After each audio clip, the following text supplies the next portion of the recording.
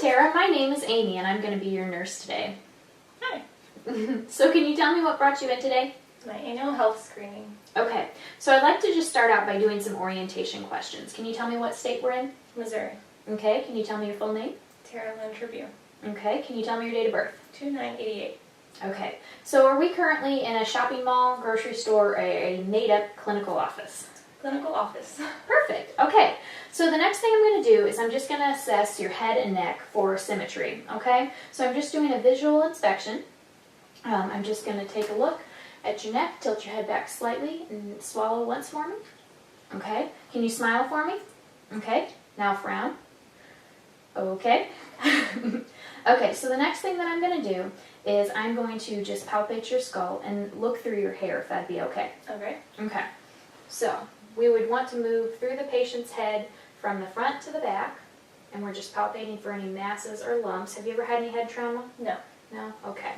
And so then the next thing we're going to do is we're just going to look through the patient's hair and make sure that it's clean and healthy, which hers is. Okay. So the next thing I'm going to do is I'm going to palpate your sinuses, okay? So I'm going to just touch on your face. I want you to tell me if anything I'm doing is tender or hurts, okay?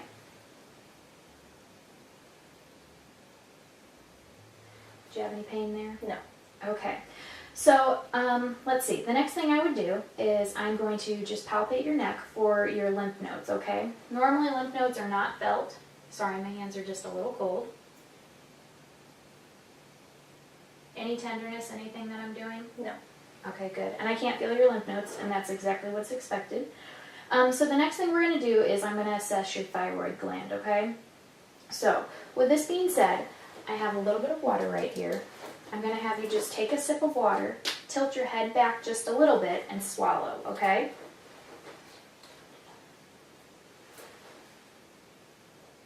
Okay, good. Now I'm going to have you do the exact same thing, and I'm just going to lightly place my hands on your thyroid, okay? Perfect, okay. Okay. So the next thing I'm going to do is I'm just going to palpate your thyroid, okay? This should not hurt. Okay, good. Any pain? No. Okay. So next we're going to palpate your trachea. We want to make sure that it's midline, so tilt your head back just a bit, slightly. Okay.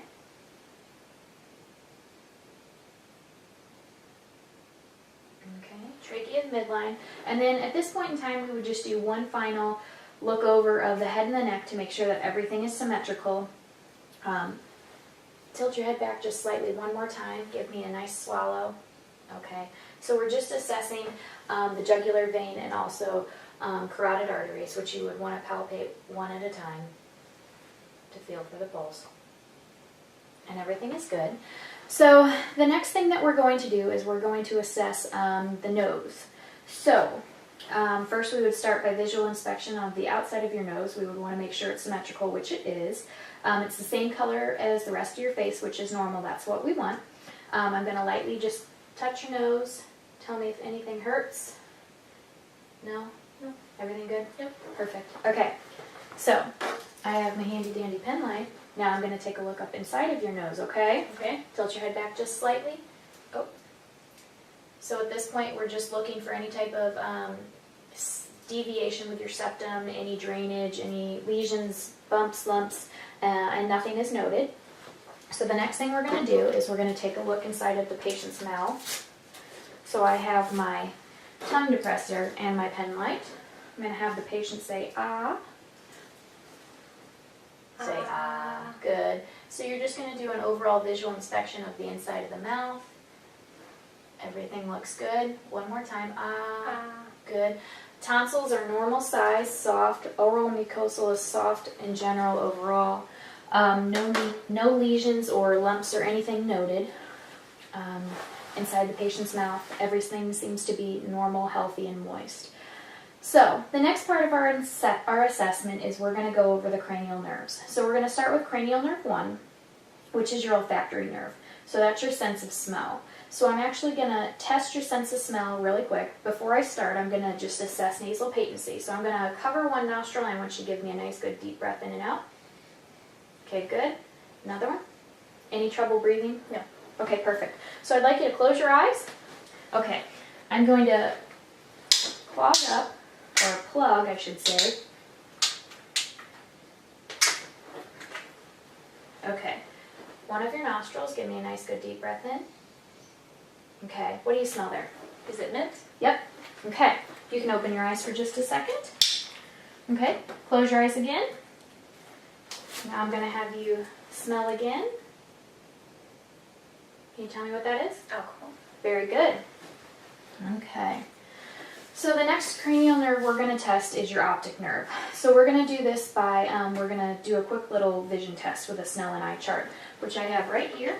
So I'm going to place it on the wall right here. And if you'll stand just right over here. Okay, I'm going to have you start by covering your right eye and read the smallest line that you can from that distance. E-D-F-C-Z-P. Okay, perfect. Now do the exact same thing with the opposite eye. Cover the other eye and read the smallest line possible. E-D-E-F. Oh, wrong line. Mm-hmm. E-D-F-C-Z-P. Perfect. Okay, very good. Okay, you can sit back down. Okay, so the next cranial nerve we're going to test is actually going to be cranial nerve 3, which is the oculomotor, cranial nerve 4, which is the trochlear, and cranial nerve 6, which is the abducens. So we can do this with some field of vision tests. So what I'm going to do is I'm going to lightly place my fingers on your chin. I want you to follow my finger as I move it back and forth with only your eyes. Don't allow your head to move, okay? So this is just doing the fields of vision test with the patient. And so far she's doing amazing. Perfect. Okay, so next we're also going to assess for perla, okay? So I'm bringing out the nasty pen light again. I'm just going to have you look straight ahead, and unfortunately I'm going to shine the light in your eye really quick, okay? So here we go. Good.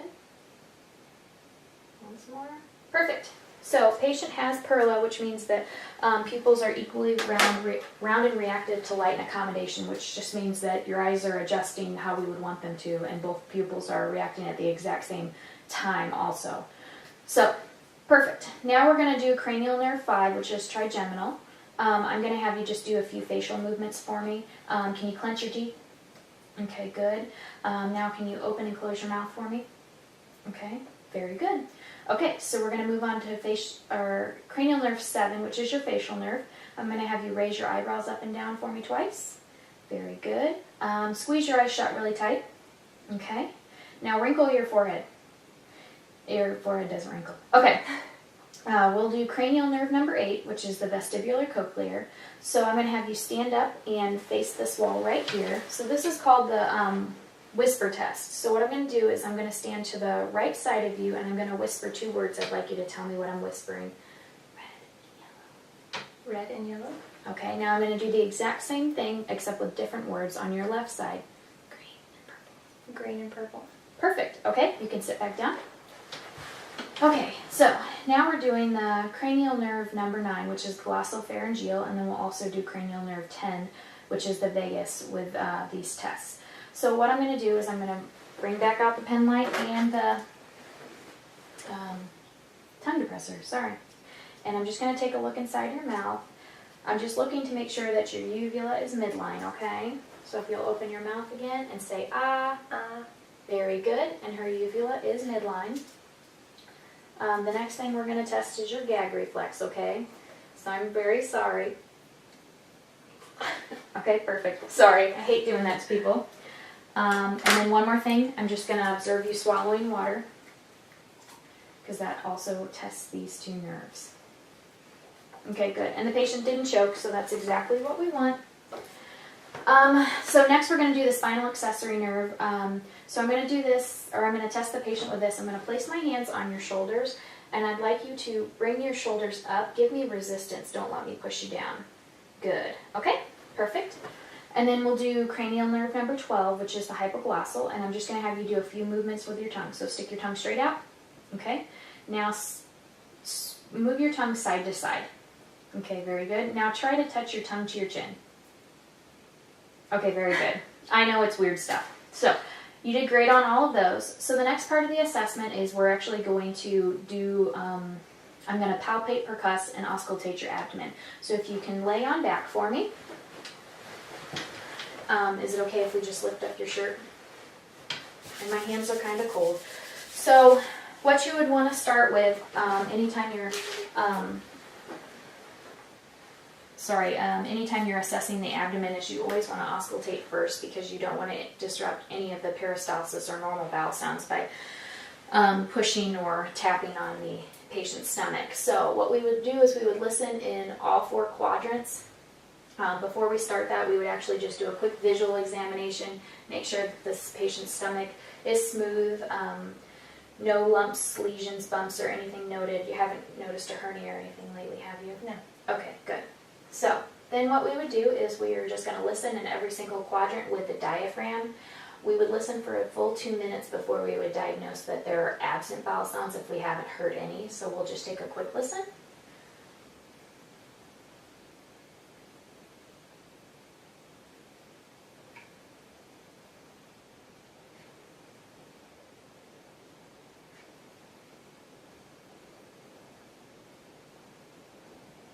Then we would want to listen over the liver and spleen.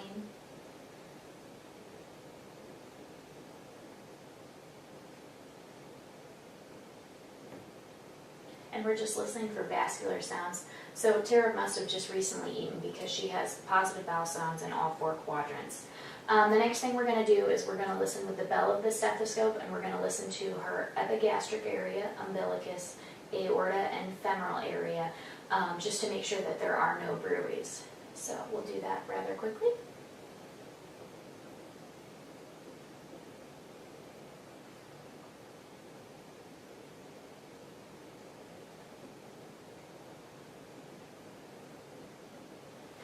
Normally you would listen directly on the skin, but for this purpose I'm not going to listen directly on her skin for the femoral artery area. The next thing that we're going to do is we're going to actually percuss her abdomen. So you want to do it in multiple sites, and you just want to work your way around all the different organs. So we'll just percuss. Sorry, my hands are a little cold.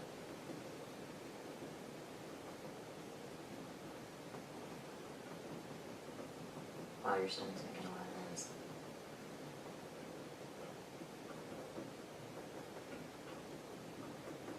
Okay, perfect. So I'm going to lightly palpate your abdomen next. We're just feeling for any abnormalities, tumors, masses, anything like that. I'm not going to do any type of deep palpation. And again, I apologize, my hands are cold.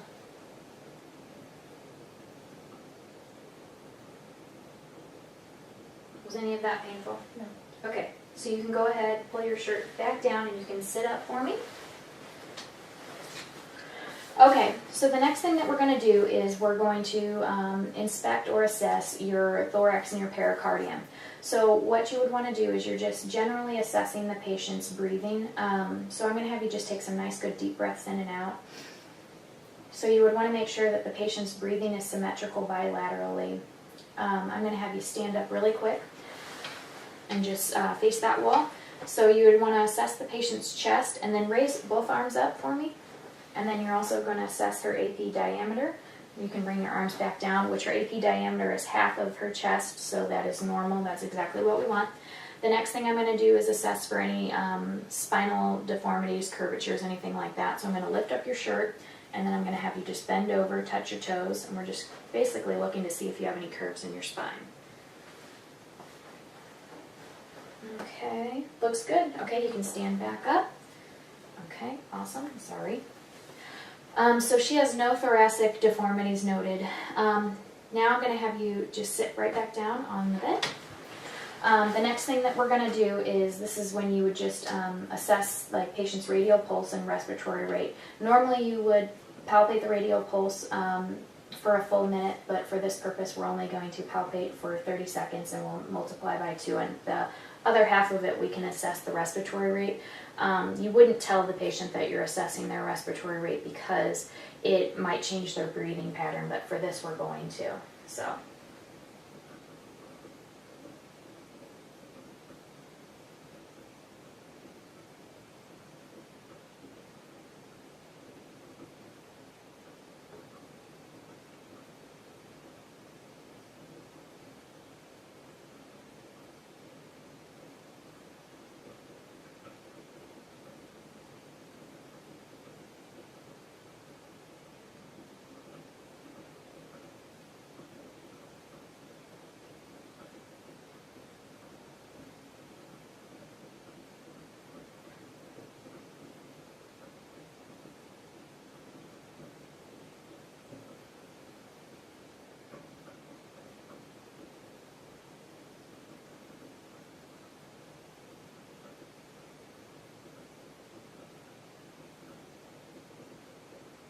So your heart rate was 80 and your respiratory rate was 16. So the next thing that we're going to do is we would just palpate the patient's chest. We want to start on the front. You want to start up in the shoulder area, and you're just basically palpating the muscles and intercostal spaces to make sure, hold your arms at your sides for me, to make sure that everything is symmetrical and normal. Sorry, hands are cold. Okay, all the way through every single rib. Then what we're going to do is I'm going to place my hands underneath your chest, and we're going to measure chest exertion. So I'm going to have you take nice, good, deep breaths in and out, and you just want to watch your thumbs move symmetrically apart. Okay, very good. Okay, so now we're going to do the exact same thing on the back side. We would just want to palpate all the way down, all throughout all the ribs. Then we're going to come back, and once we get to about the 10th rib, we're going to place our hands exactly the same way except on the back side and do chest exertion back here, so nice good deep breaths. And my thumbs are moving equally bilaterally, so it's symmetrical. Very good. Okay, now I'm going to assess for tactile fremitus. So I'm going to place my hands on your back, and I'm just going to have you say 99 a few times. 99, 99, 99, 99, 99. Okay, perfect. So the next thing that we're going to do is we're going to do some percussion on the back. So when we percuss on the back, we're wanting to percuss to make sure that we're hearing normal sounds. We're going to percuss about 10 spots on the back to start out with, and you would want to start at the left upper or up high, and you want to work left to right systematically. So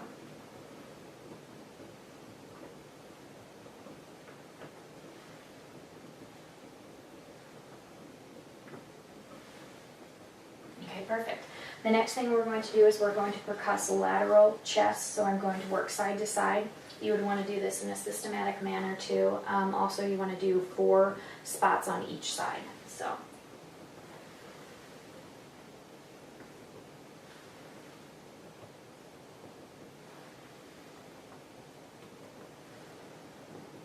Okay, perfect. Everything sounds normal. Finally, we're going to do the front last, okay? So we're going to do the exact same thing that we just did on the back, except we're going to do it on the front. We're going to want to start just above the clavicle. So here we go.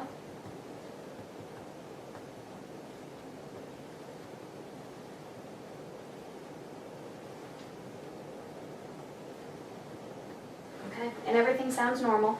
So the next part of the assessment, we're actually going to auscultate the patient. We're going to auscultate in the exact same spots that we just previously did.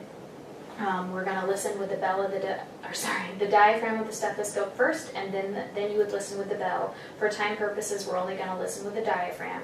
So I would have the patient take nice, good, deep breaths in and out, and I would want to listen 10 spots posteriorly, 4 spots each side laterally, and 8 spots anteriorly. So if you'll just continually give me nice, good, deep breaths in and out, Tara.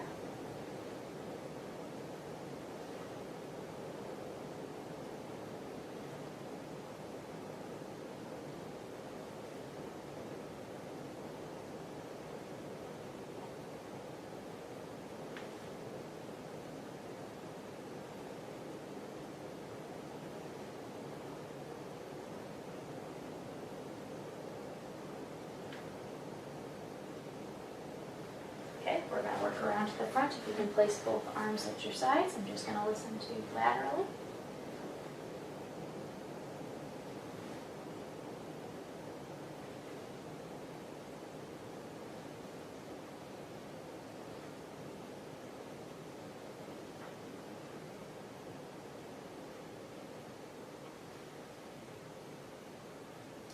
Okay, and then we would just listen to the front in the exact same demeanor.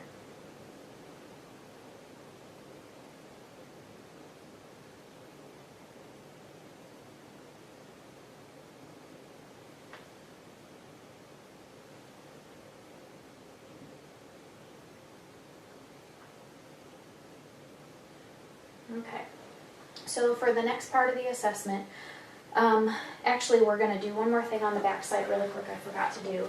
As I auscultate in the back, I'm going to have you say 1, 2, 3 over and over and over. And this is the whisper pictorially test. So 1, 2, 3. 1, 2, 3. 1, 2, 3. 1, 2, 3. 1, 2, 3. 1, 2, 3. Okay, perfect. So, for the next part of the assessment, we're actually going to assess the patient's heart sounds. So what you would want to do is there's 5 standard locations that you want to auscultate with the heart. So the most important spot is the mitral valve or apical spot, which you would want to listen to for a full minute whenever you're auscultating. But we'll get to that spot here in just a little bit. So there's landmarks for every single spot. So the first one we're going to find is the aortic area, and that is on the right side of the sternal border, the second intercostal space. So you would palpate down intercostal spaces. I'm going to have the patient take a nice good deep breath in and hold it while I'm listening.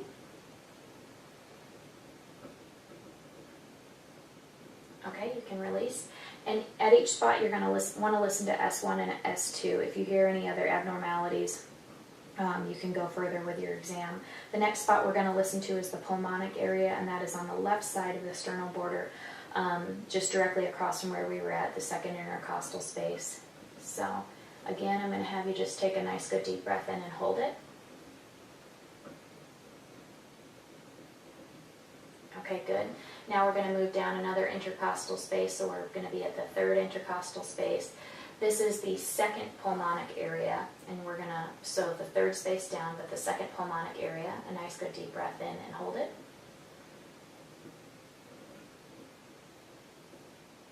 Okay, then we're going to go down another intercostal space, which would be the tricuspid area, and it's just left sternal border again, so a nice good deep breath in and hold it. Okay, and then our fifth spot, we're actually going to go fifth intercostal space down, left mid-clavicular, so you're going to move more midline on the left side. And this is the mitral valve or apical area. You would want to listen for a full minute here and then reveal the heart rate, but we're not going to listen for a full minute. We'll listen for about 30 seconds, so for time purposes.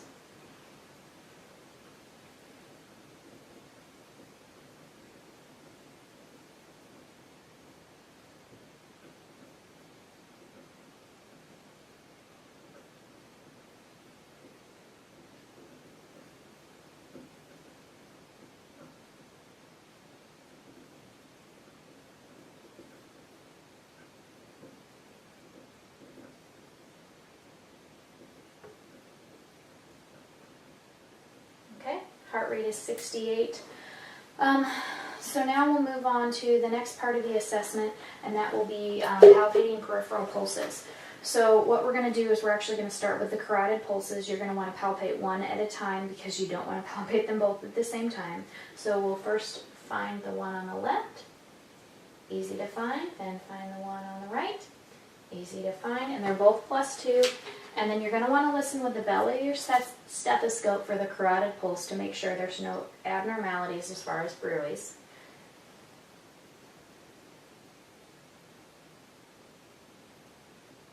And none are heard. Then we're going to move on down and we're going to do the brachial pulse. So if you can extend both arms out, you're going to find one at a time. Brachial pulses are on the inner aspect of the elbow. If you basically follow the ulnar bone straight up, they're just right in here where the arm bends. Okay, good. Good, and hers are both +2. Next we're going to move on down to the radial pulses. This would be another good opportunity to palpate the radial pulse. You would palpate for a full minute, but we already know her heart rate multiple times during this assessment. Okay, and those are both +2. So now I'm going to have you lay flat for me. I'm going to assess your femoral artery pulse, which is very low down. It's basically near the mons pubis, where the mons pubis area meets the groin. So you would just lightly palpate. And the femoral artery is usually +2 to +3. It can be stronger than the other pulses, and hers are easy to find. Okay, good.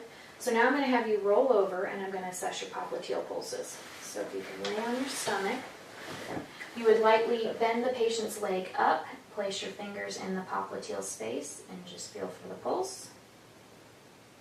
Okay, good. Now we're going to just do it with the other leg. Okay, good. Okay, you can roll back over, and if you want, you can stay in a laying position because I'm going to do the pulses in your feet. Both the popliteal pulses were +2. So next we're going to go for the posterior tibs. These can be a little bit more difficult to find. They're on the inner aspect of where the heel is, and hers are actually very easy to find. Okay, and then we're going to go for the dorsalis pedis. Okay, good. Good. Both +2. Okay, so you can sit up. And for the final portion of the assessment, we're just going to do some balance and coordination. First, I'm going to have you take your hands on your thighs, and I'm just going to have you lightly tap back and forth in a slow motion. Okay, now speed up. A little bit faster. Perfect. Okay, you can stop. So there we're just assessing that the patient has coordination and can do equal movements at the exact same time. Next, I'm going to have you take your fingers and go 1, 2, 3 like this. Touch your thumb to your pointer finger, then middle finger, ring finger, and then pinky, and just keep doing that over and over and over, and gradually get faster as you go. Okay, very good. Okay, so the next test we're going to do is the Romberg test. I'm just going to have you stand up for me. Stand with your feet apart. I'm going to have you close your eyes, and I'm just going to assess for swaying. You would have the patient stand for about 5 to 10 seconds. Patient doesn't have any swaying, so she's good. If you noticed outward swaying, that would be an indicator of something. You can open your eyes. Also, you can have the patient stand on one foot at a time with their eyes closed and assess for 5 seconds there too. So for the final part, I'm going to have you do the heel to toe test. So I'm just going to have you start over here, and I'm just going to have you walk heel to toe with your eyes facing forward to this wall, okay? And this is just to basically check to make sure that the patient has good balance and coordination. So, and Tara does. Tara's rocking. So, okay, now turn around and go back.